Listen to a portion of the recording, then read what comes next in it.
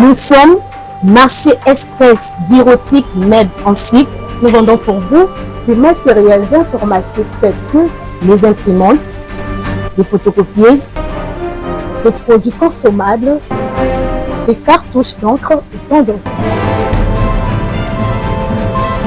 Ici chez nous, nous avons une expertise de plus de 20 ans dans les domaines d'impression et de fourniture de consommables informatiques. Sur tous vos achats en ligne, tapez www.congotonnerre.com.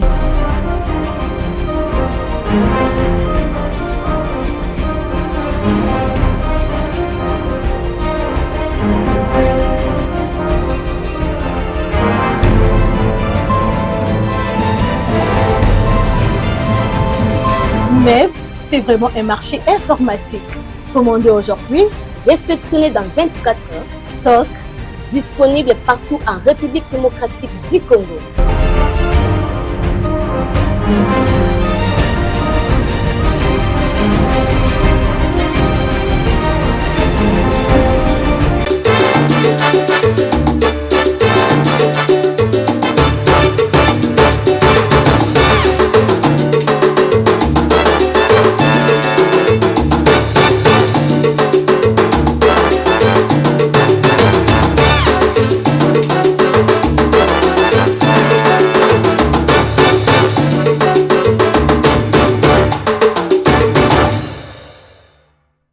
Voilà, mesdames et messieurs, amis téléspectateurs, Bandego Pesarabiso, toujours confiance dans la fidélité au monde écolo, magazine d'actualité.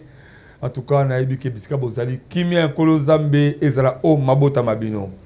Journal de journée purement spécial. D'abord, on peut savoir Bandeko Bazana Kata Congo Brazzaville, Bandeko Bazana Ba diaspora partout dans l'Europe, dans les États-Unis, partout dans l'Australie. On peut avoir confiance dans Angola, partout en tout cas. En tout cas, dans Ngonga Oyo, Moutoua Zala Kimia, Améokolanda. Édition Mokwalelo, édition Bozali purement spéciale. Autre bêta Masolo. Nabandeko na cadre toujours pour réfléchir. D'ailleurs, ce bouton, vous comprenez que cadre échangé. Cadre échangé, c'est parce qu'il y aura des fois, tout le monde a une émission sur le débat, puis une émission sur le vent, pour réfléchir. Comme vous avez un cadre, ils ont des cadres moko, ils ont des émissions moko à débattre, ils ont des émissions moko, il y a qu'à réfléchir là directement, il y a que si ma caméra, dans une salutation, vraiment, tout le monde remercier.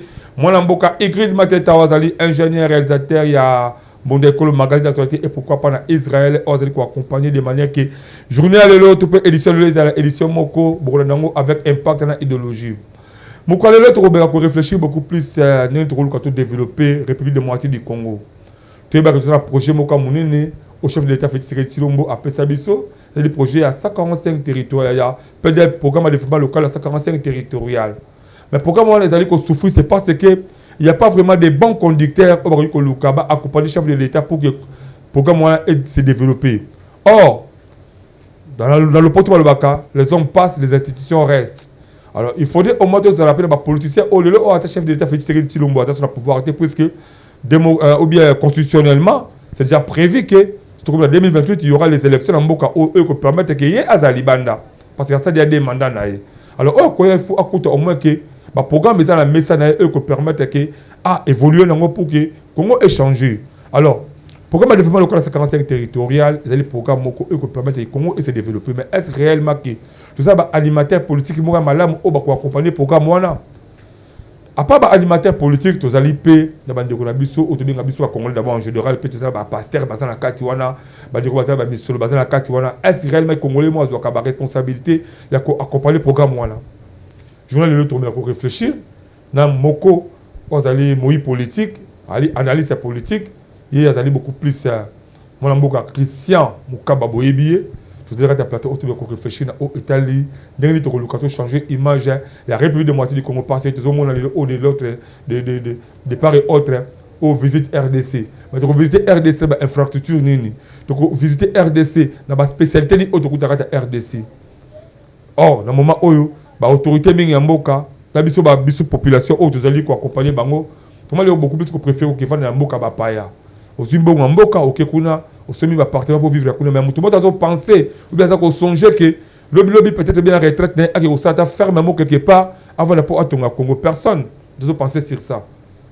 Ça va faire au moins au Tambola, au moins 1000, 2000, 3000 hectares individuellement à Kangayango.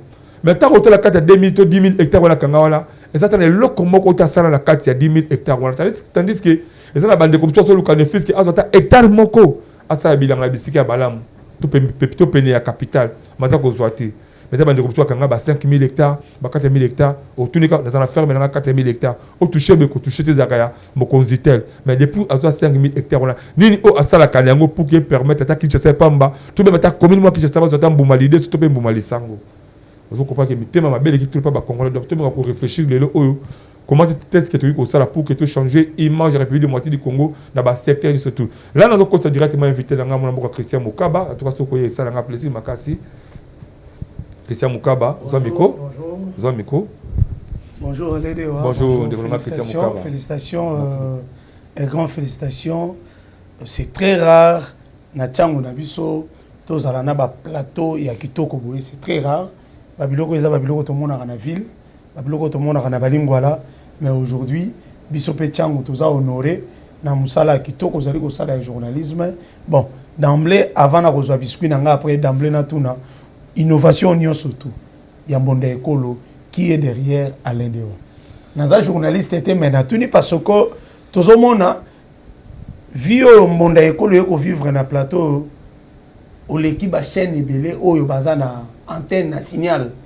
bango basalaka bakabola barido mwelo komoka ya mukie akoka kosala plateau ya boyete mais Alain Dewa mwana chango natif ya chango mwana kimbantseke azali ko bunda ko pesa biso plateau ya kitoko boye qui est derrière Alain Dewa. Voilà, non mais pour répondre à cette question aussi très pertinente. D'abord Koulinga Moussala à part journalisme, tu as la société, tu as la moko. Le moment où tu as ta valeur, tu as diriger, tu as promettre bonne gouvernance de la Congo. Il faut que tu aies des conditions essentielles. En tout cas, jusqu'à tu as la mouton aussi mal habitué. Malgré la Tchangou, tu as la député Makassi Bali, tu as la bazali au placé dans le poste de gouvernement. En tout cas, mon côté, on doit penser que à chaque fois, on n'a pas pour que Asunga monde école. Or, Mondekolo, ils allaient seul magazine à Kata Tchango Mobimba d'abord. Oyo, tout le complexe, il y a des belé. Oyo, tout le monde a ville, tout le monde a Lemba, tout le monde a Lingwala, tout le monde a Barumbu. Mais du moins, les acteurs belé à Kata Tchango, politique, tout pays, il y a des voix de religion. Il y a Kata Tchango, il y a un plateau, un journaliste, un magazine, tout ça, pour que tu honoré, de plateau Mondekolo, tout créer un design, un copie spécial parce que tu as envie à beaucoup plus comme la beauté, la télé 50, à Congo. D'ailleurs, la fois passée, j'ai aussi apprécié l'histoire de mon équipe de la politique Sango. Et j'apprécie aussi beaucoup plus la bande de journaliste qui est là et pourquoi pas nous là aussi la beauté de la TV5 pour qu'ils soient la carte de belle et ça. Merci beaucoup et félicitations. Merci beaucoup. En tout cas, merci beaucoup. Ça vous appelle souvent pour que tu sois là.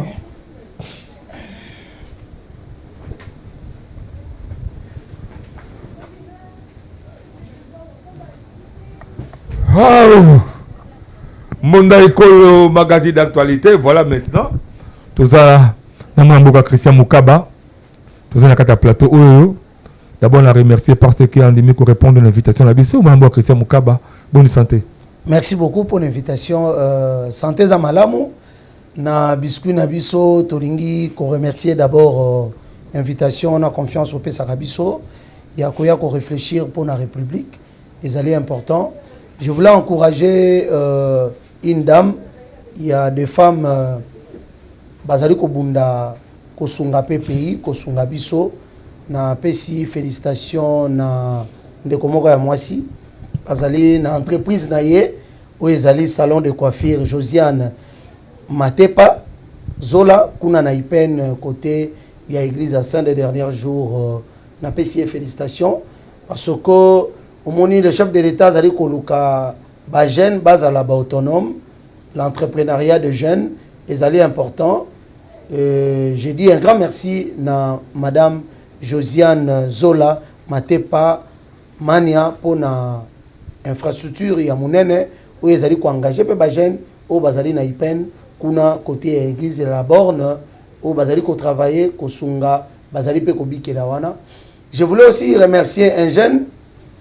Il s'appelle Ephraim, maître Ephraim, pour notre tournoi Mounen à Salaki, à niveau de Kimbantseke pendant un mois, pendant les vacances. Un jeune qui aspirent à la politique, il y a gestion, il y a lobby. Moni biso to na génération na biso to nous quand même na moi makambango pe ya politique. Quand bien même les élections et de c'est vrai que biso na ba réalité, mais on est politique, on continue à réfléchir pour la cité, pour aider la République et Kende Liboso.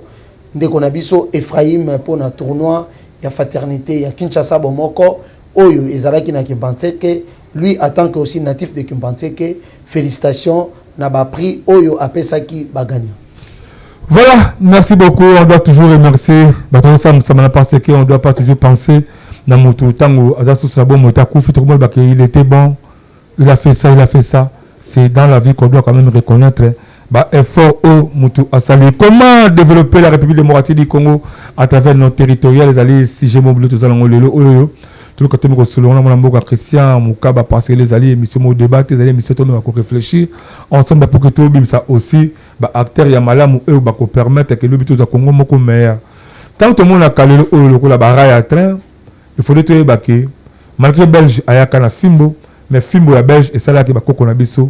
Basala barai wana ba train au lekoma komata même ba boulevard auto monde le ba kadami tout monde ba pas soit ça sala kango avec beaucoup de peine pour que tout temps la banzela wana mais maintenant époque na biso qu'est-ce qui empêche pour que tout ça infrastructure malamu et ça aussi parmi les questions na tout na ngalo pourquoi les batu lelo o ba komi mitema mabe baza miyibi makasi batu lelo oyo pourquoi batu lelo o ba komi la kindoki makasi pourquoi batu lelo o ba komi na motema mabe makasi. Est-ce que Satan, tout peut dire, a fonctionné dans les États-Unis, dans l'Europe, dans l'Australie? C'est différent dans Satan, diable, a la carte RD Congo. Pourquoi? Parce que au moment diable, on a un niveau à poto. Attends qu'on fonctionne dans Bolingo Zali, il y a un Sambo Kalabango. Mais diable, c'est comme la carte Congo, awa, à comme un moutem, ma pour que, bisoto ko bon Sambo Kalabisoto. Est-ce que les Aralikambo ya diable ou les Aralikambo congolais? Parce que Mboka au Congo, c'est et bonga. Le bilan de la bonne moitié, mais au Congo, va conditionner. Moi, je Christian Moukaba. Tant que tu as un Congo, tant que tu as un Congo, il y a lobby singulier. Tant que tu as un Congo, réfléchissez à travers les acteurs qui ont accompagné le Congo, le politique, tout le niveau de la religion. Est-ce que nous avons vraiment des acteurs qui sont capables de transformer le Congo opposé à Congo, mon meilleur, dans le de manière que, bana autozobo, tu as la paix, erreur, non, qu'on a biso, tu as aïe, na biso. Bon, comme nous parlons de l'entité territoriale décentralisée, nous avons la loi organique numéro 8/016 du 7 octobre 2008 portant la composition d'organisation de fonctionnement des entités territoriales décentralisées et leur apport avec l'État et les provinces. Parce que c'est important. On ne peut jamais parler des entités, des acteurs de développement, sans toutefois connaître ce qui est l'état-major. L'état-major, c'est la base. Nous avons toujours dit que la base est à très capitale. Tu vois, nous sommes à la capitale, ville-province de Kinshasa, qui est selon la loi organique, selon la constitution de notre pays, de 16 février 2006, et aussi na caractère, il y a province, il y a caractère, il y a entité territoriale décentralisée. Voilà. Mais la ville-province de Kinshasa n'a capacité d'avoir une entité territoriale décentralisée. Si nous lisons les dispositions générales, l'article 1er, qui prévoit que la présente loi est composée des organisations et fonctionnements des entités territoriales décentralisées, conformément à la constitution de notre pays, article 3, alinéa 4 de la même constitution que je viens d'épingler de notre pays. Pourquoi je dis cela? Si l'organisation, dans la section 2, on parle de l'organisation des villes, des conseils urbains, des collèges urbains, on parle encore, je vois ici, cette loi organique, et Zaliko Loba Babiloko Ebele, Babiloko Loba dit dernièrement que notre pays, notre gouvernement avait mal organisé les élections, il y a des conseillers communaux, précipitation et Zalaki, parce que la loi organique demande à ces conseillers communaux d'élire des maires ou des bourgmestres dans un délai fixé par la loi ou la loi électorale. Mais c'est là, et Salamité Nambo Kanabiso, il y a la responsabilité mettre une entité territoriale décentralisée et que la responsabilité du vice-premier ministre et ministre de l'Intérieur, parce que c'est lui qui chapeaute l'entité territoriale décentralisée. Aujourd'hui, comme vous avez dit, Ezali émission. Donc, la responsabilité à l'entité territoriale décentralisée, comme il y a eu pas les élections, il y a ma maire, il y a beaucoup de maîtres, donc par là, maintenant, ils ont quoi la responsabilité à ministre intérieur, tu as Jacqueline Chabani. Non, mais au moment où la disposition, qui a Kotanga, pour aider la population à comprendre que nous avons l'intérêt d'aider le pays. En tant que politique, en tant que communicateur, en tant que membre de l'Union sacrée, en tant que membre de l'IDPS Kibasa, nous sommes appelés à aider l'État. Parce qu'on vient dans le parti, au Moni Batomusu Bakanisaka, nous personnellement, parce qu'il y a eu beaucoup de gens, Babenga Gibiso, Balobi, c'est grâce aux partis politiques. Non, nous avons des structures depuis 2012, où Salabiso, moi, Mayele, moi, Makanisi, à réfléchir sur l'État, sur le fonctionnement de l'État, le fonctionnement des territoriales. Ils allaient pour toquer un parti politique. Toquer un parti politique avant ou pendant, tout ça le même parce que Bazo, tout ça d'efforts très significatifs depuis 2012, mais ce qui est important et grave, le ministre de l'Intérieur, Jacqueline Chabani, devant conseiller, bon, je ne sais pas s'il y avait des conseillers communaux, devant Bourgmestre, devant le gouverneur de la ville, membre du gouvernement provincial, le président de l'Assemblée provinciale, le ministre de l'Intérieur, le VPM, où il y a une préséance, il y a liboso koleka, VPM nyosotu, azui makanisi ya koloba, que l'autorité de l'État est dans la ville province à Kinshasa. C'est grave. Ça, c'est grave. C'est très grave. Je vous dis, c'est très grave parce que la personne qui a l'habilité, il y a ça l'autorité de l'État dans la ville, c'est lui. Ils ont matérialisé. Ils ont matérialisé. Ils ont la force. Que l'État a la force. L'État a la responsabilité de cette population. Non, mais c'est lui. C'est lui qui est le patron de l'entité territoriale décentralisée. Quand au sommet de l'État, le ministre de l'Intérieur, il reconnaît que l'autorité de l'État n'est pas la ville exact. Non, ce n'est pas l'auteur. Le ministre a bien dit, l'autorité de l'État, la ville-province de Kinshasa n'existe pas. En attendant, la ville qui est province, qui est centre des institutions de notre pays, l'autorité de l'État à l'ité, côté président de la République Azali, côté institution surtout Azali, c'est grave. Si on était dans un État sérieux, je pèse bien mes mots, si on était dans un État sérieux, dès le jour, le gouverneur, Oyazala qui est présent dans Katiasal, a démissionné. Dans un État sérieux, là. Dans un État sérieux. Voilà. Le gouverneur, je dis bien, dans un État sérieux, si on respecte des textes de l'État, des textes de l'entité, la loi organique de l'entité territoriale décentralisée, si nous respectons notre constitution, le gouverneur de la ville a déposé démission directement. Même le VPM de l'Intérieur, madame la première ministre a fait démission. Pourquoi? Pour yende mutazali mokonzi ya la police, mokonzi ya mokonzi ya gouverneur a failli la mission na ye, a lobi que la ville province ya Kinshasa a reconnaître que lui il a échoué, voilà. Il n'est pas compétent, il y a quoi assurer la décentralisation proprement dite, il y a sécurité à la personne n'a pas l'air bien. Voilà. Donc l'autorité de l'État est allée bafouer la ville province ya Kinshasa. Dommage. En Afrique, dans le Canabiso, c'est comme si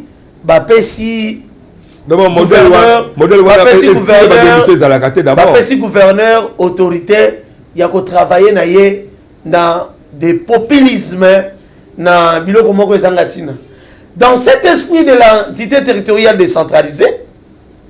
Aujourd'hui, c'est grave. C'est pour la première fois, tout le monde a gouvernement central azui monsolonion surtout à concentrer yango pour na kobongisa banzela na ville province ya Kinshasa. En attendant, cette loi organique epesi ndingisa na ba ville ba luka recette na bango. Biso to ali na des entités oyo ya ville province ya Kinshasa ekotiaka recette ya makasi, ezali DGRK, ezali na DGPEC, je ne sais pas si ba changer ngo DGPEC, direction générale de publicité de ville province de Kinshasa. Ekotiaka recette ya makasi na ville province ya Kinshasa. Mais mbongo yango o ezali kokota na recette ya ville province ya Kinshasa. Dirigé par Daniel Bumba. Mbongo yango ezali kokende wapi? Ça peut ça encore ni. Ezali peut ça ni. Parce que banzela nyonso te ezali na ville la province ya Kinshasa, ndeko Doudou Fwamba que je sali, yem tazali ko bimisa mo solo na trésor public pour basala banzela. Ezala nzela ya Kulumba.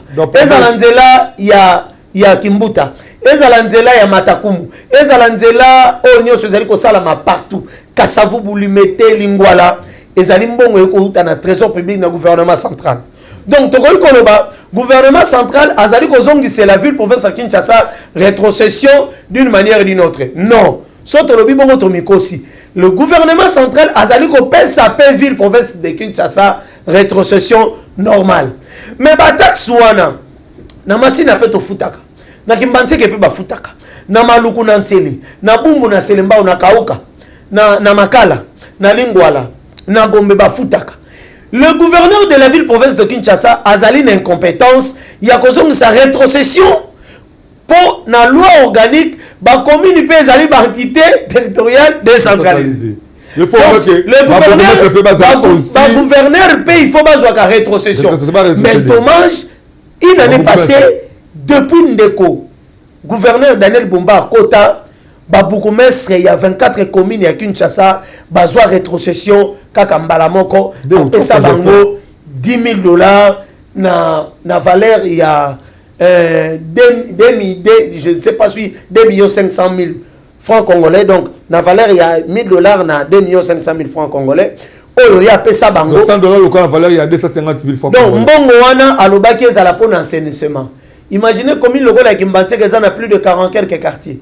La commune de Massina, 70 quartiers la commune de Massina a 21 quartiers. Yebisanga opesi bango 10 millions na mois moko. $10,000. $10,000. Bako assainir ba commune ndengeni. Mais en attendant, le gouverneur de la ville azali ko profiter na rétrocession oyo gouvernement central ezali ko pesa. Mais le gouverneur Daniel Bumba est incapable et incompétent et na mauvaise foi ya ko pesa ba entité aussi territoriale décentralisée urbaine où les ali ba commune rétrocession pour ba que nous sala ba développement na kati ya ba commune avant. D'autres choses, cette loi organique et bon ici isusu na ba commune na biso ba koka ko sala ba recette ba koka ko créer ba recette na kati wana ba lobeli makambu ya ba marché urbain ba marché communaux. Mais c'est quoi ce marché presque à tout commune le na mutu ya gouvernorat provincial que gouverneur a besoin de marcher tout le cas marché liberté ba marché mais quelque tout monde a tout ba ministre de côté tout que le gouvernement provincial et qui va beaucoup mais c'est incapable de récupérer même ba rester mais qui va marcher voilà. Alors est-ce qu'il y a réellement que ce côté surtout le biwana na landi yango de kolanga on peut croire réellement que tout dans la ville provinciale Kinshasa. Est-ce qu'on est capable vraiment de changer l'image de Kinshasa à travers Daniel Bumba actuellement gouverneur? Bon, je ne suis pas dans le débat des cultes de personnalité. Je suis en train de parler de fait. Réfléchir avant Nazali kolobela o ezali loi ya mboka na biso. Ezali loi organique, ezali na kati ya constitution.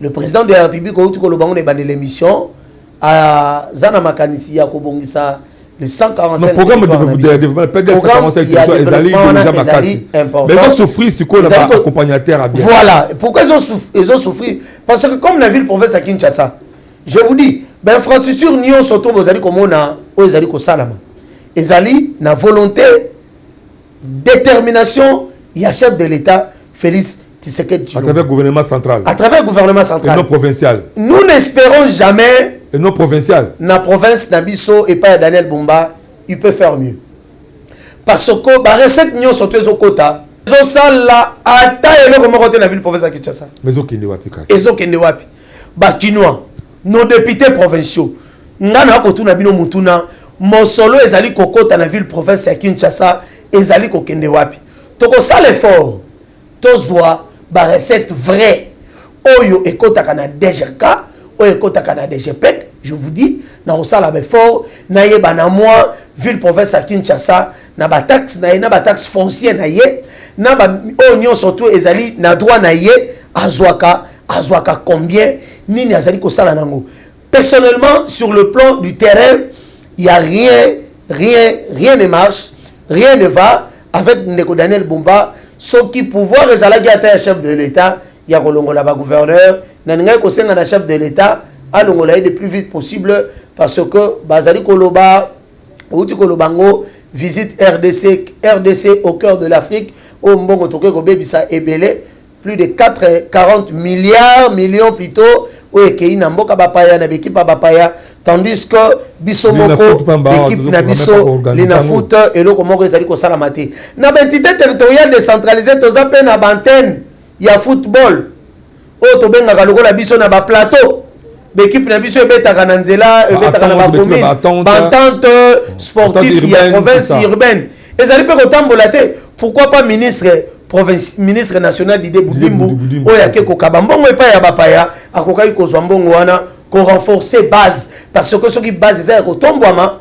vous verrez que développement ya makasi ya entité territoriale décentralisée et ko zala renforcer na autorité de l'état o ezali bafoué surtout na ville province à Kinshasa. J'espère Jacquemin Chabani ndenge pa kendaki na Kwilu pe ayebisi bango que Kwilu l'autorité de l'état n'existe pas parce que la phénomène Mobondo qui continue à faire rage avec 5 provinces, presque 5 provinces, je vois très bien, il y a la province de Kinshasa premièrement, province ya Kwango, province ya Kwilu, province ya Baindombe, puis encore province, l'autre province c'est quelle province encore? Même Congo central. Même Congo central. Même Congo central. La province a souffert le phénomène Mobondo jusqu'à là développement Koutou, Congo central la Congo central développement Mouké, mais la province de Kwilu, Kwango, on aller encore plus loin au niveau équateur. La province a souffert, ils ont même une fracture à Malamouté. Alors, il y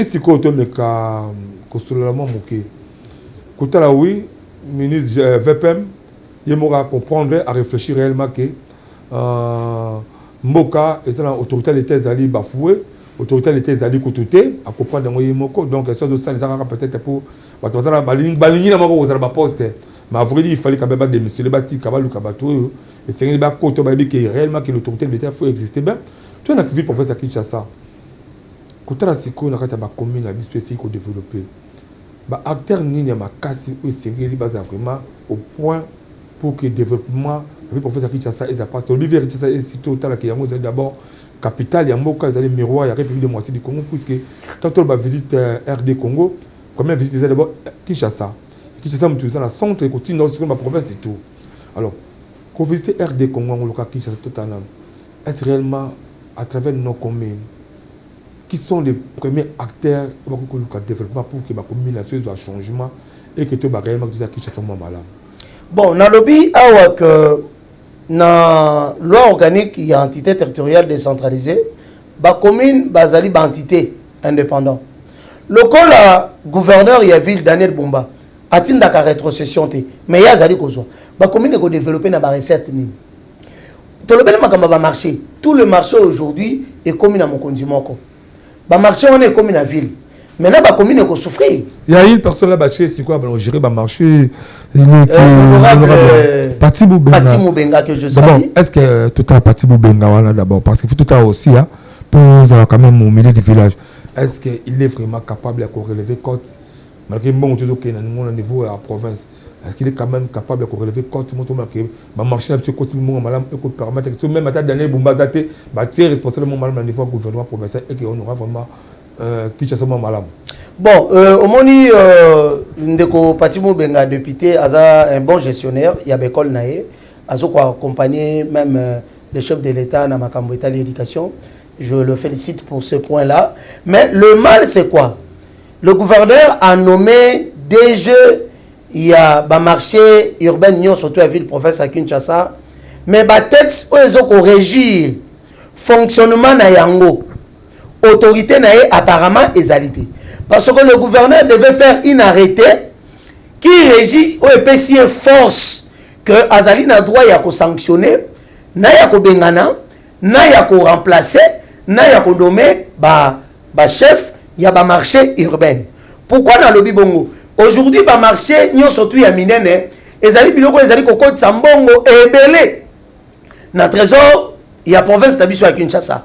Mais le quoi ba PCE bon continuer ko pati mobenga. Maintenant le gouverneur même l'assemblée provinciale nos législateurs devaient réfléchir que basali régie à Sika, nous devons réfléchir tout ça elango ba texte ne ko accompagner ayeba que na marché Indou ou ezali na masina muto akotambola mabe na marché Gambela administrateur wana kotambola mabe mibeko na yango ba règlement na yango o basaleli régie wana elobi boye. Mais j'en suis sûr, je suis très bien informé sur ça. Il n'y a pas de texte oyo gouverneur a signé comme arrêté pour payer makasi. Mais par là, je voulais aussi profiter parce qu'il y a un problème sérieux qui se passe dans le marché de la liberté. Marché de la liberté, depuis sa création, marché de la liberté, azali même na droit. Bah marché on a normalement, azali na droit à couper sa rétrocession dans la commune. Ce qui est là, bah marché on a, ils ont fait sa rétrocession dans la commune et qu'on permettre que la commune, bah moi pas y développement y a malam. Je donne l'exemple, il y a marché de la liberté. Le DG Adem Oyaza, il y a marché de la liberté, Ndekopele. Ndekopele, en soi, lui, n'a pas de problème de Ndekopele. Il y a besoin, continue d'ambongo, pour texte et PCN Ningisate, Azwambongo, atteindre directement dans le marché de la commune Yamassina pour la rétrocession. Selon l'esprit, il y a marché de la liberté, na création d'un musée. Marché de la liberté, il faut appeler ça la rétrocession dans 3 communes.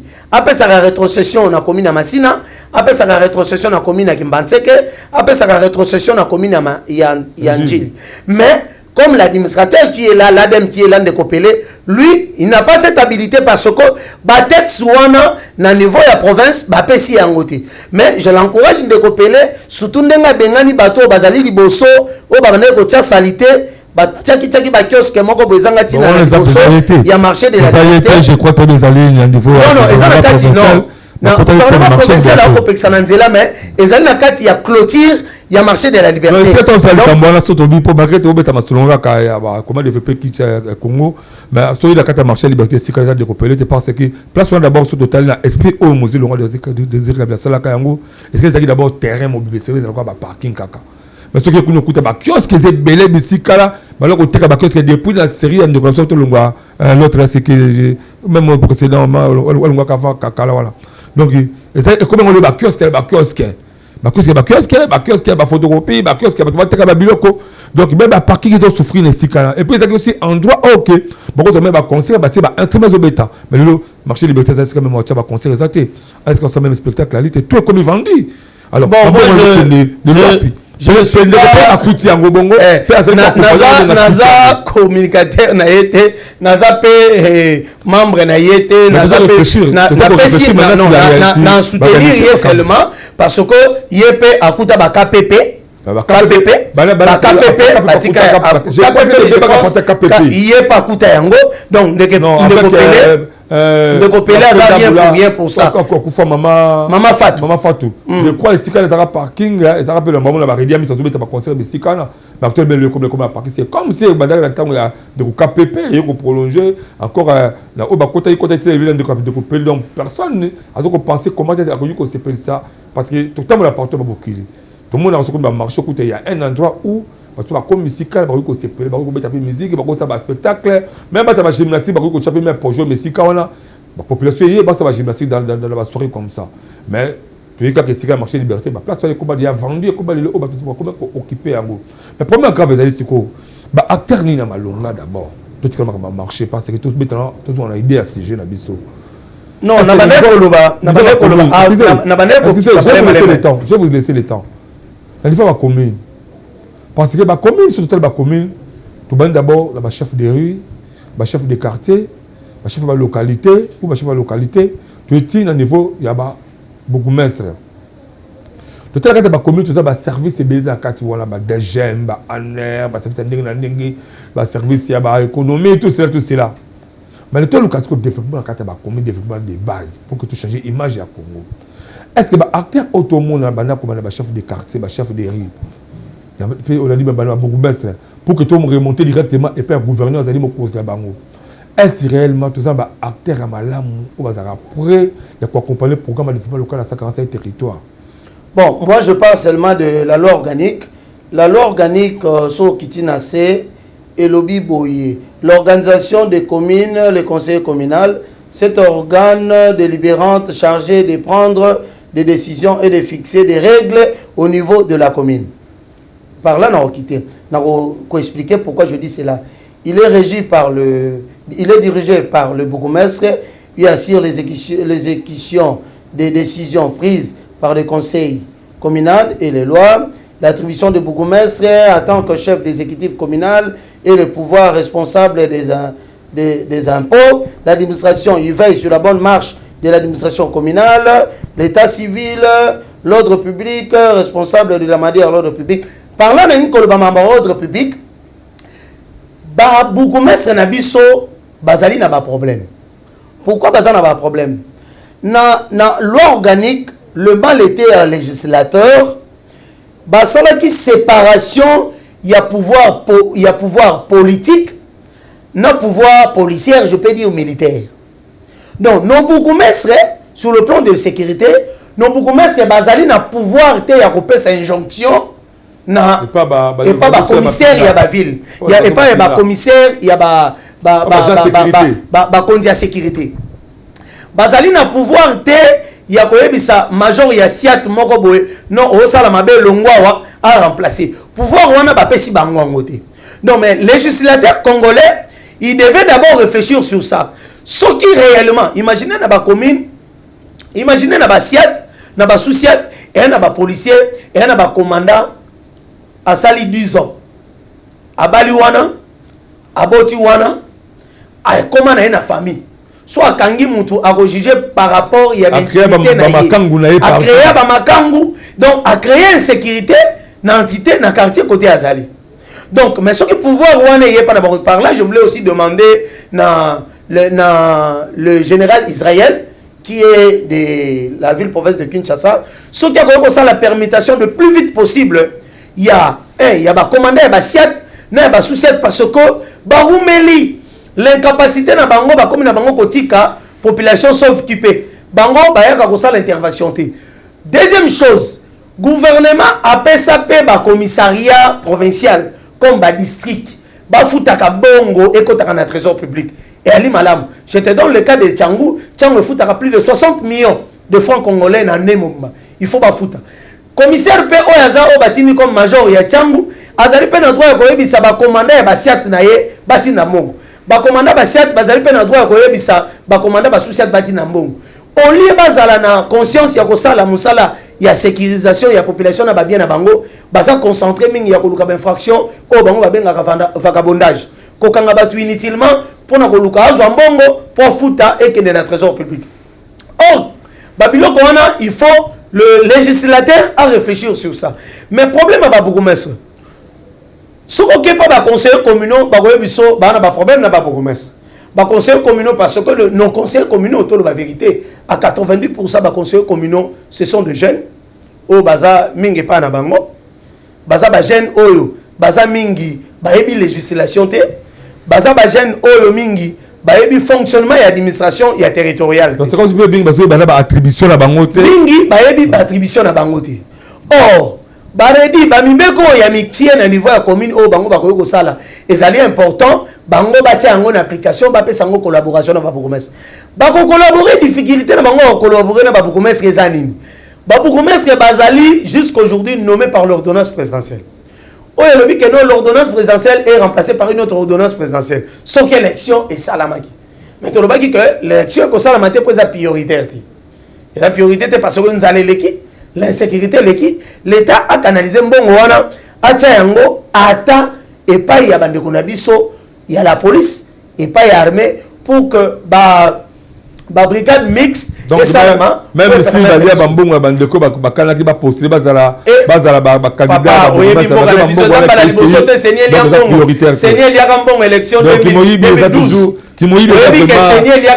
Élection provinciale 2012 au biso to Canada to za ba candidat. Seigneur ya kambongo wana. O turu o peso seigneur lié. et ça la continuité ya mabe qui moyibi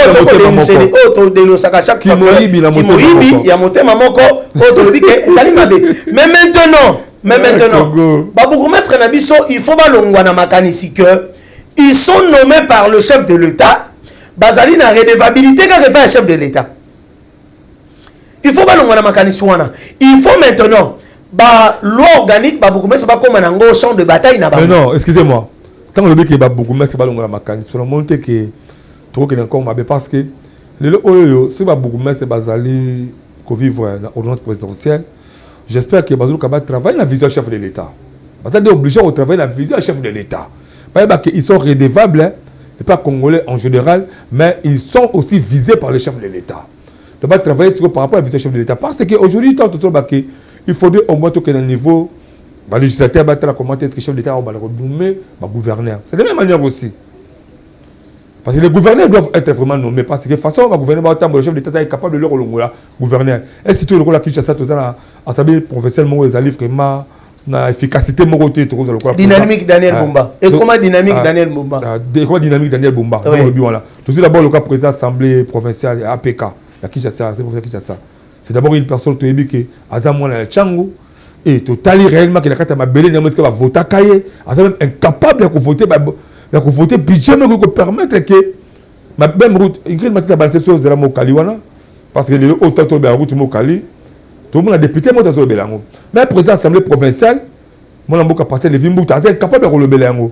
Mais le bleu, c'est la route Mokali, je suis à la banderole, voilà, pour que Bangonne, Basali, Boussala, le Bélango, que Bisson, les journalistes, c'est le Bélango, Nabil, le journaliste, on a laissé besoin de plateau, on écoute parler beaucoup plus.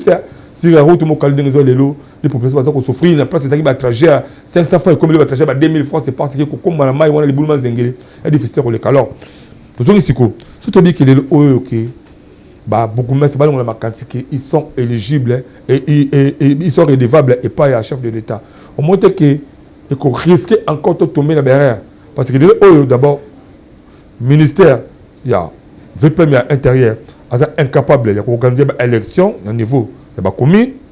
Et il nous reste à peu près presque 2 ans pour que tout ça déjà mandat. Donc d'abord, il faut que c'est qu'il n'y aura pas les élections au niveau de la commune. Non, mais... Non, vous allez détourner dans mon thème à mon corps. Alors, comment est-ce que beaucoup de travailler pour que la vision de mon chef d'État et que l'image de Kinshasa ait changé? Ndeko Dewa, tant on a lobby bongo, na lingi kolobani, na lobby boy. Beaucoup de batika discours wana, o basalaka nango, il y a esprit que non, bazar redevable pas le chef de l'État. Non, bazar redevable pas la population. C'est ngana sengine na babukumeske bazwa mwa makanisi ya kotanga makamlo organique ya entité territoriale décentralisée. Bayeba musala nini bakoyi kosala pona ba territorial na bango pona ba cité na bango. Vision un chef de l'État. Bakoyi ko matérialiser vision un chef de l'État. Kobo sanate vision un chef de l'État est aligné sur le plan national de la République.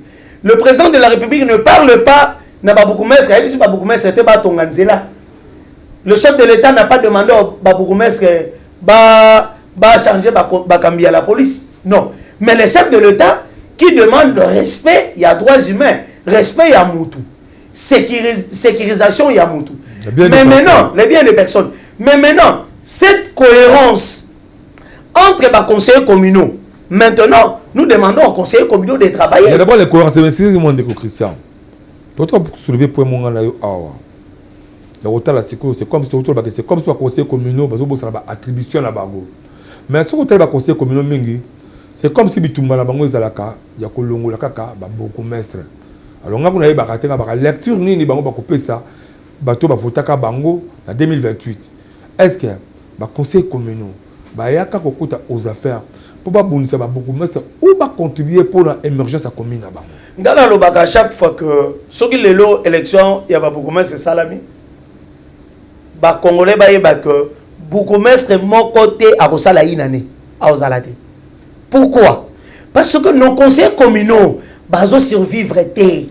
Ce sont des amis ba jeunes oyo bazana nous na mosoloté bazo lukambongo problème na bango ba yaki wana ba ti lelo bango bazaka na posa ba futa bango bango cop na bango ezali moko lokola bafutaka bango te lokola pe l'état ezali na mauvaise foi ya kopesa bango mosolo makanisi na bango ezalaka ba recette ekotaka na commune cop na bango ezali cop ezali c'est insuffisant. mais maintenant yango biso to ko senga na bango bazwa ata mwa makanisi non yo zo ba mamba élection so élection et na 2028 ba conseil comme mingi ba ya na bango lecture ni ba ko pesa. Je te dis ils ne maîtrisent pas la législation même na niveau ya conseil ba ko yate ba ko lobela batu nini d'abord je vous dis population yebi bango te ba conseil communaux ba yebana ba ko ba WhatsApp ba yebani te population yebi te ko za conseil communaux parce que ils sont ceux qui basent moi bongo ba utu ko futa bango ba oza concentrer trop na babar ba oza concentrer trop ba so maman elamba sika tozo critiquer bango te mais tozo ba mode ya gestion na bango mode de vie na bango ba vivre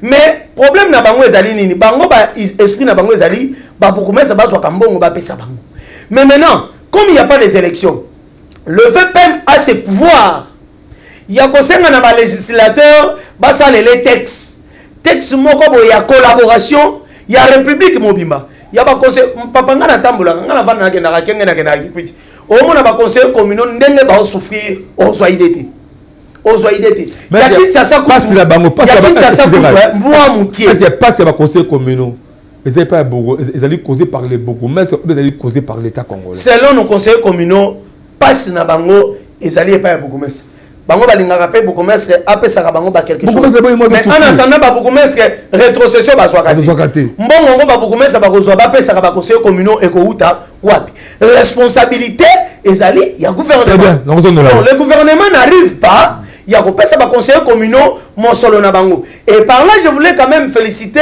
il y a na ba commune na biso ebele on na ba commune j'ai aimé façon dont le 3 bokomestre il y a district il y a Tchangu façon donc basaleli musala oyo ya comité sécurité locale élargi conseil sécurité locale élargi na makanisi ya vepe moi yebisaki bango il s'agit ya ndeko Franck Mbonzo la meso oyo asalaki asangisi ba couche nyonso tout ya commune entière ba réfléchir pour na makambo ya sécurité pour na makambo ya environnement nini makolo ko sala pour na développement ya commune bango na félicité mona mboka Chiko Katumba Joseph parce que associé même société civile biso société civile biso politique ba notable ya commune Masina bazala qui pona ko réfléchir autour il y a la question sécuritaire il y a environnemental il y a commune ya Masina na assainissement autour ça autour il y a bourgmestre to sala qui échange et ça qui te que non bourgmestre un évangile Chiko Katumba pesi évangile to le ba mais non nous avons échangé discuté to pesi makanisi nini otokoyi ko sala et na ikanisi wana to pesi merci parce que chaque mois le conseil sécurité locale élargi pour réfléchir total à nini au commune Masina biso ba notable biso politique nous les associations nous nous devons apporter pour que commune Masina ait la talanga asika je félicite encore ndekonanga papi Mbangaliema oya salaki eloko malamu na njili asangisi ba couche pour na ko réfléchir c'est ça ce que nous voulons eloko biso tolingi ata ko Kinshasa mo mbaba ko sala mais nous avons l'intérêt à 1000% ya ko défendre tchangu na biso parce que ezali esika oyo source na biso ezali esika oyo population a continuer à kopesa biso chance na voilà ya ko lobela bango voilà merci beaucoup la analyse que toko ya mwana mboka Christian Mukaba tout ça le beaucoup plus que là bientôt ko changer image la République démocratique du Congo par là je dois aller directement aussi pour remercier tout peu kopesa ba grand ba salutation ma casse donc pas grand temps mais grand messieurs le cola ambassadeur business Guilain Soukou depuis marché de la liberté je crois pavillon 4 table 9 ambassadeur business Guilain Soukou photo n'en besoin moi c'est vraiment un grand monsieur un grand homme vous allez coloca comment est-ce que changer aussi ma vie à bande de rebelle dans la République démocratique du Congo en général beaucoup plus vous allez soutenir bande de bazala mon bon côté bazala mon bon bazala mon côté à fonter vous allez fonter vous allez l'autre côté OK et pas naïe vous avez courage à côté à couper ça beaucoup plus cette bloc de la femme Nicolas beaucoup plus basé là où Italie va rentrer scolaire à Bana donc ma bota est belé maman demanda ko ata 50 francs à Kepanaye à PC basak à PC bakach à PC bakaye alors mutake la mesane à teki azui à gagner ba intérêt à personne a pris à ba dépôt a pris à ba grossiste et même ba grossiste belé parce que ils ont bloqué Panaye donc c'est vraiment bandeko singi Congo ezala bango bandeko boso bazali 10 events na kati ya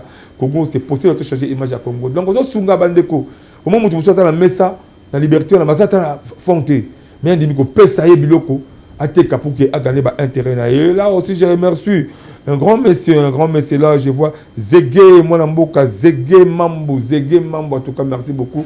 Tandengi pour la responsabilité pour que ban espace sur la classe na côté Sengeli Zégué Mambo na ambassadeur Guinée business ambassadeur business mon amboka Guinée Souko en tout cas. Beaucoup c'est toujours dans mon thème Madame Muzambe akopambo la bino. Merci beaucoup Osco aussi dans le président Instinoka Bamba président Instinoka Bamba.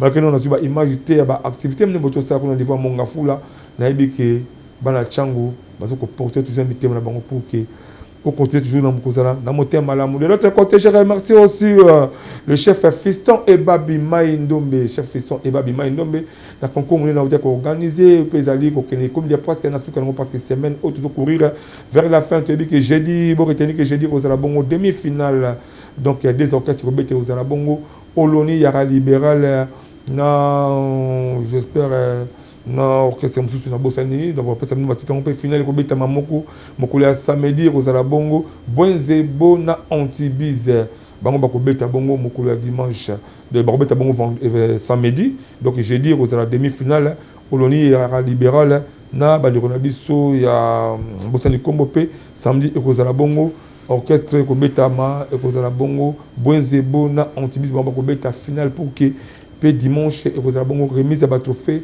pendant la journée aussi informé ba teke ba ombo bozala ebele na espace Maïndombe oyo ezali bongo na boulevard Le Mumba référence Arengandela. Merci beaucoup. Je vois aussi ingénieur Domoke on va coordonner ba orchestre voilà surtout ba orchestre traditionnel en tout cas tu es dit que avant tout comme jeudi tu vas bino na plateau au Mondekolo pour que to beta masolo na bino to senga vraiment la bande ko mingi ba surtout ba acteur politique mingi Mondekolo les magazines na bino zali yango toujours souffrir aussi kozanga ba matériel ebele ne sikola ba matériel ebele mon mboka ambassadeur Guilin Soukou ambassadeur business Guilin Soukou et pourquoi pas na Zégué Mambo pourquoi pas na ba bourgmestre na ba député national tout le monde là directement honorable député Richard Mona, merci beaucoup. En tout cas, félicitations à l'activité, tout le action menée pendant les vacances parlementaires. Tout ce qu'on a eu, on a le beaucoup à la carte mondiale pour que tout soit matériel à malam, pourquoi pas là-bas,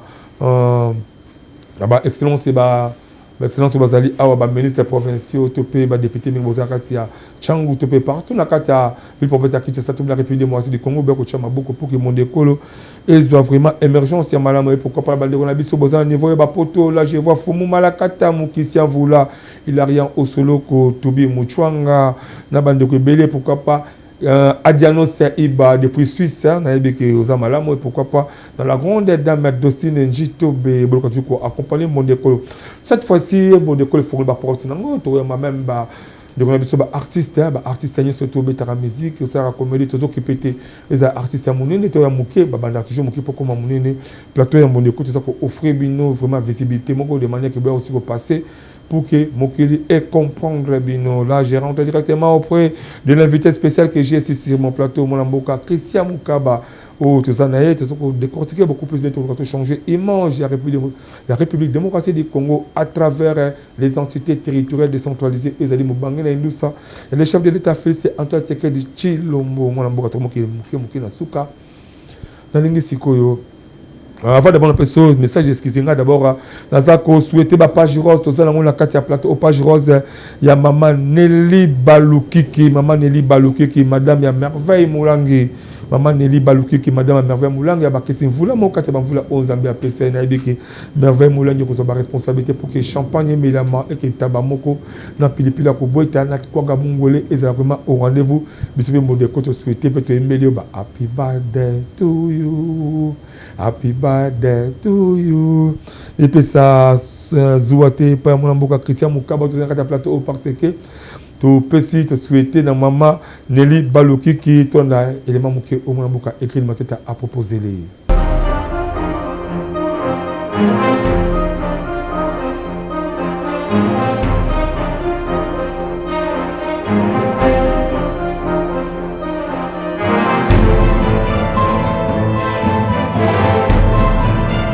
Voilà, derrière tous ces plateaux exceptionnels, il y a mon déco, les éditions mon pire, ma réfléchir, mon amboka Christian Moukaba. Voilà tout le monde qui est là, Souka, Malé Balembe, ma chef de riz, Bazagolela, chef de quartier va vieillir, mais chef de riz va commis ba mpaka. Ba insécurité et qui y a trop na ba commune na biso et quand même ça peut permettre de ba acteurs bazol ka débat acteurs ba sengeli ba za ko la ba partenaire ba commune contre pour le cadre de développement ba sa misala bango parce que qui moyibi insécurité et qui y a trop. Ba bourgmestre ba za ko là ba za ba possibilité c'est parce que gouvernement provincial azali ko rétrocéder bango te. Gouverneur a dit que le marché est un bon moyen de relever ma selon awa. Alors, le procédé est actuellement pour tout le cas. Kinshasa d'abord, il y a un moment comme il y a la République du Congo, il y a émergence dans le secteur local. Sécurité, il y a bien des personnes, sécurité environnementale, sécurité même il y a Batou, peut-être sécurité dans le cadre surtout pour permettre que Batou base dans l'instant revienne à la commune. Bon, Makambolobi, il y a un chef de riz, c'est important. Tu sais que le chef de riz a une responsabilité monnaie. Mais dommage, quand vous lisez nos dispositions constitutionnelles, même nos lois organiques, on ne martèle pas sur le chef de riz. Parce que ils ne sont pas payés par l'État. Ce qui est mal, l'État fout à chef de riz. Ce qui est mal, l'État fout à mais il y a un problème avec le chef de quartier. Le chef de quartier, ce sont des administrés. Ça va fonctionner à l'État. Beaucoup de Razali na droite à commis mon colo, beaucoup de na droite à Olongolaï. Pour Baouti, ministère de l'Intérieur, Moutatine di Bango. Le mal aussi, le ministère de l'Intérieur a tinda ba chef de quartier, bato yo ba vanda kana ba entité wanate. Bato ba vanda kana ba quartier wanate. Moyen ya koyeba événement, moyen ya koyeba ba réalité, ba difficulté o eza nango ezate. Mais aujourd'hui, makambo to lo ba même y enseignement. Ce qui est là, beaucoup de va frapper fort. Makambu ya salongo, il faut salongo zonga. Chaque chef de quartier a organisé un salon dans le quartier. Il y a Makas. Chaque samedi, il faut salon spécial. Pourquoi? Ils allaient m'appeler dans les années au vendre. Même en complice, n'a pas chef, n'a pas conseiller communal. Maintenant, si pas conseiller communal peut balobi, basimba main dans la main parce que de commune, ils ont yabiso. Ils ont payé à bango. Ce qui est la commune est en bolaboé pour un intérêt politique, pour un intérêt égoïsme, il y a un bon et vous allez passer. L'insécurité que vous épinglez, là je félicite. Au vendredi, nous avons récupéré un grand colonel.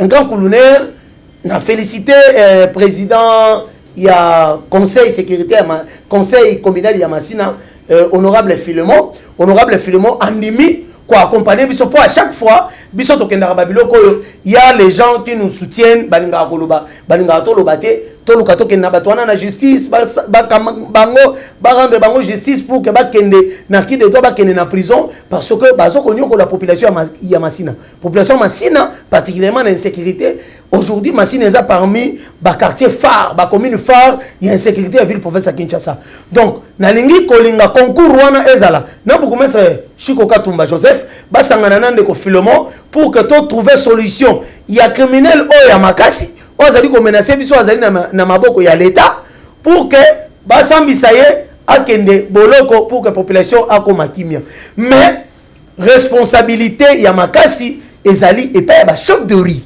Je suis en train de marteler ba chef de riz bazali na responsabilité.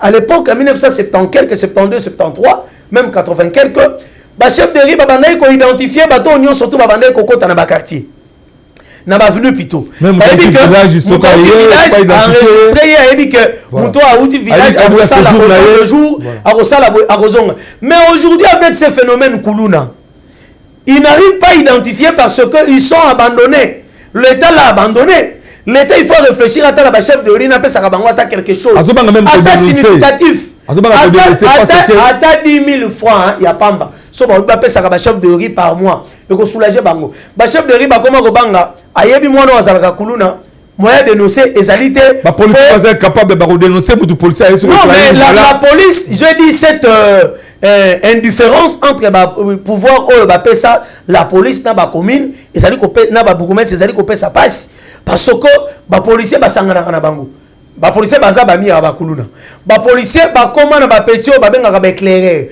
wana à 90% sont de kuluna ba policier bana wana ba éclairer bango ba yebi ba jeune ole msu jeune batalo ba raté le rôle azakana moi 2000 moi 3000 so le kanabutu bakangaye. En plus le mal les dans la police ya tchangu musala na bango ya kokanga kaka so bamoni batu bazali kotambola mwasi na mobali infraction vagabondage o ezali ko déranger population soki mutatiki suki ebele ndeko yo tcha lox pourquoi ba kokanga ote ndeko mutamba zali na suki ebele to na ba député na parlement ba na ba lox to na ba ministre to na ba sénateur ba na ba lox bakanga ka bango te pona nini mais soki bamoni jeune azali na quartier abetaka na ebale na ye azali na ndisi ya kuluna te bakokanga ye. Le mal est que le vrai kuluna oyo tokoyi kokanga ba policier bakanga ka bango te parce que ba coopéraka na bango surtout ba policier oyo bazali na commune ya Masina bazali ko rendre bourgmestre ya commune ya Masina ba osalite musalate parce que il est abandonné population. Nous sommes abandonnés par cette policier moyen basa la biso musala ya ko bikisa biso ya ko batela biso na biloko na biso ezalite me bango bazali ko luka mingi ko protéger bakuluna. Voilà. Par là je voulais dire décentraliser na ligne ko féliciter na vision ya territoriale décentralisée honorable Douk Kulungu kuna na territoire ya Kasongolunda azali ko sala marché moderne na Panzi. Donc bandeko ya Panzi babandeko lo bakono marché esili mais aujourd'hui ndeko Douk Kulungu na vision ya territoriale décentralisée oyo amemi apport na Kasongolunda na secteur ya Panzi amemi plus de 700 sacs ya ciment pour que bandeko wana basilisa marché urbain ya secteur ya Panzi na Kasongolunda oyo ekopesa pe développement na ba mama na biso o bazali na Kasongolunda o bazali zinga ya secteur ya Panzi bakoya koteka na ba condition ya malamu bakoya kosala musala na bango na ba condition ya malamu échange ya biloko na bango koteka. Donc un coup de chapeau no honorable Douk Kulungu ndenge apporter apport ya développement ya territorial décentralisé na kati ya province ya Kwangu. Voilà, merci beaucoup Christian Moukaba. La analyse qui toque surtout, il fallait aussi qu'on félicite Bato na bon moyen na bando Tobaki. Tant que ça m'a quand même félicité. De là aussi, je remercie, je félicite même le sénateur Aimé Mangia di Patience. On a vraiment le prince de Kasongolou n'a pas ce qu'il y a ça, il y a marché mon comme nous kuna. La Kasongolou n'a toujours autant pour tout ça tourner kuna. Zo félicité le président ABG, mon amboka jeune notable de Sukawata. On a aussi à sali vraiment hôtel à Kitoko. Na kati ya Kenge dans le territoire Kwango à salir la morgue pas tongi université en tout cas félicitations nazo comme nazo festival bandiko nyonso bazo sala misala ki toko na ba province na bango. Voilà nous chité vraiment comme na suka édition mukwalelo nazo pesa vraiment ba remerciement et belé pas bandiko na biso nazo sira toujours nous pour soutenir mon déco pour s'abonner massivement la chaîne YouTube nazo monde école officielle voilà dans chef de comme na suka vraiment juste 30 secondes pour que tu clôturer. Votre dernier mot par rapport à Ototolo je sais que on aura encore beaucoup assez de temps parce qu'il faut mettre en aussi à relaxer conseiller communaux attribution na bango rôle na bango parce que ça redevable en 2028 c'est la population voter qui bango mais il faudrait qui aux affaires pour que de ça beaucoup mais c'est pas personne devoir aussi qu'on sensibiliser population pour que population la bien il y a ko dénoncer mabe puis ko sala ba salongo ko bongo pour que ba commune bango ko ma propre to beta on a ko les ko parce que temps aussi travailler le biso à rapport il y a ba inéditant autour de la chaîne là. Alors 30 secondes pour que tu clôturer votre dernier mot à rapport au lobby. Non, dernier mot nazali ko inviter d'abord la population initiatique qui a INBTP. Aujourd'hui le DG Cédric Chibangu il y a INBTP a Mimi Vision en chef de l'État et INBTP moni sozo kenenanzela auto bandeko ko lobanzela ya paroisse na biso c'est Léopold au moment que full moko boezala kawana lelo full ezate atongi ba restaurant pour que bato libanda ba mama ba ya kotekela ka betidian balia na ba condition madame na féliciter le DG Cédric Chibangu. Je voulais inviter la population pour cette grande activité oyo ezali soutenu par l'honorable Trésor Moutiki Lutala. Un grand merci na honorable Trésor Moutiki Lutala oyo azali Elia Sud Kivu.